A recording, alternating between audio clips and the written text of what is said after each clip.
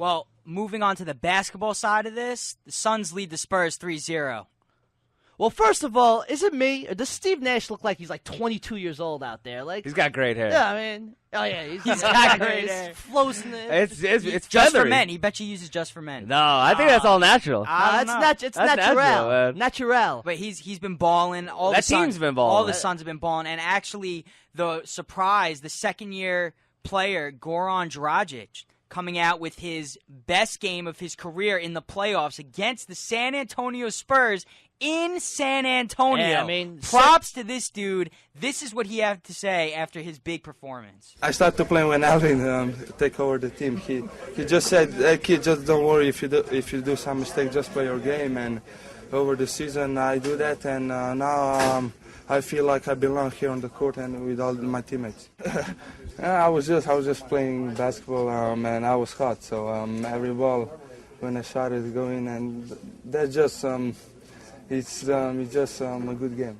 See that? He is so happy. Everything since Alvin Gentry took over this team, he really put confidence in this guy, and he showed it in the last game. Started looking like Rajon Rondo out there. Well, I also have to give Alvin Gentry credit because he took this Phoenix team, and I stand corrected because I said last week that Phoenix was going to lose in 6. He took this Phoenix team. He didn't change anything about their offense, but now they're playing defense. And a night where when Dragic had in 17 minutes shot 5 of 5 from three-point land, 26 points on a night where Amari Stoudemire stunk so bad he stunk worse than diarrhea after somebody ate White Castle. This guy stepped up and he just really helped his contribute and help his team win. Oh, that's how bad he played that night, Stoudemire. Yeah, but I was actually lucky to watch Dragic that night. I mean, this guy came. I mean, I've never seen. This is pretty crazy. I think he had 17 minutes, 5 of 5 from 3-point, 10 of 13 from the. He was on fire. But if you remember, last week I was talking about. I thought, especially in this series, it's not going to be a matter of Nash and Stoudemire and Duncan. I thought it was going to be the guys around them. And I mean, I guess for now it looks like this is big. I mean, for a guy like this to come off the bench. It was 17 minutes, this is the most productive 17 minutes I've ever seen. And now you look to the Spurs. The Spurs, they've just fell off. They just can't keep up with this Phoenix Suns team, which is, if you guys remember, is what I told you. The Suns shoot way too many threes, and this is the playoffs. Guys that are unexpected guys step up for their team. The Phoenix Suns, they won it this year. They know how much they know what they can do on the basketball court. They know their abilities, and they know the Spurs. They've played them enough times this season. They know the Spurs. They know how they play. They know the offense runs through Tim Duncan, Tony Parker, and Manu Ginobili. Well, going back to what I was saying before about Popovich being a little stubborn, because he was starting George Hill the first couple of games of the series. The matchups were a lot different than in the first round, so Tony Parker should have been starting from day one. Now, granted, he was 5 for 17 from the field in Game 3, and obviously that team, they fell apart. But if Tony Parker started from day one in the series against Phoenix, might be a little bit of a different situation. And I think Popovich got too infatuated with George Hill at the current time. Well, Popovich was talked to by reporters at the morning shoot-around, and he's not known for giving big emotional speeches, but was asked if he had given anything, said anything, even though he probably didn't. But this is what he had to say to that reporter. I just did it. Did you see the guys come out of there cheering and everything?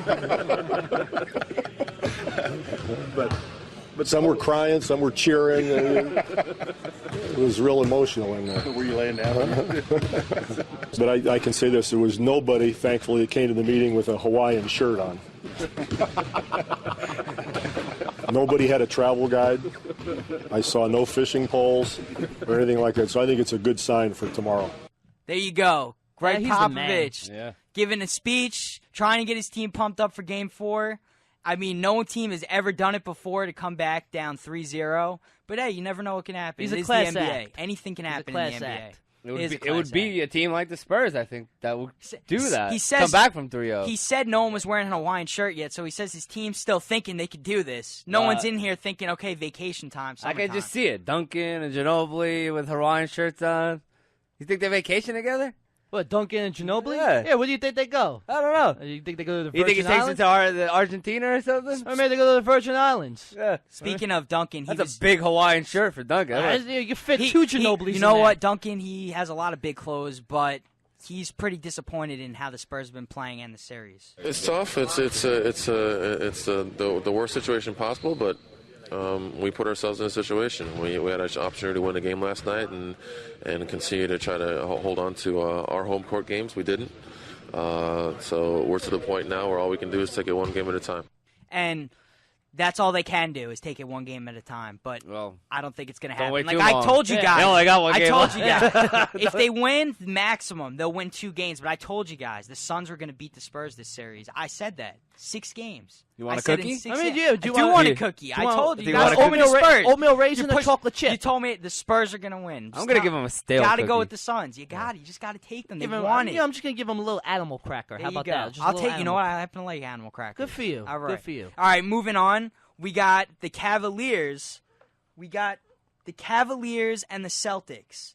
And why does this always come up when we talk about Cleveland? You like it? You think Cleveland's cool? I mean, I never heard anybody say I'm going to Cleveland on vacation. I mean, what's so good about Cleveland? I'll tell you what's so great about Cleveland. Cleveland whooped Boston's butt last game. Whooped them. But you know what? Cleveland's butt got whooped in game 2. This series is far from over. Over. Excuse me. And I'll tell you right now, Boston, I call me crazy. I still think Boston can win this. Let me He finish. just said call you crazy. I think Boston can still win this series. I think that they have the deeper team. They need a 29-point loss at home. But I mean, Cleveland got killed at home in game 2. So how's that any different? And a lot of these series, they go back and forth. Game 1, game 2. This team wins. This team loses. I'm not saying that that happens it's, throughout the course it's of time. completely over now, but the way Pierce is playing, I mean, I think that there's after game 2 where Boston beat Cleveland. That was only a what was it that score? I think it was wasn't that deficit got cut severely in the fourth quarter. It didn't end up being over a 20-point game. This 29-point victory over Boston was completely. I think Boston has a lot to worry about. Paul Pierce is just completely out of it right now. And they were at home. Yeah, This but all they were happened at on home the game road. 2. Cleveland was at home game 2. And this makes What you. was it? Give me the final of that game. Yeah, Because 29 points in Boston, that's a big statement by Cleveland, in my opinion. Huge statement by Cleveland. And the fact that LeBron, supposedly playing as injured as he is playing unbelievable. Yeah. Unbelievable basketball. That's why he wins MVP every season. Well, is he injured? Boston won by That's- 18 games. That's a big question. He was asked at the press with 11 conference. points Doc left. Rivers That's was that's Doc pretty Rivers. big. Doc Still Rivers. a blowout. Doc Rivers was asked at the press Hardly. conference if LeBron was really injured.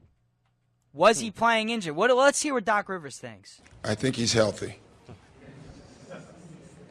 That's how I'm going to characterize it.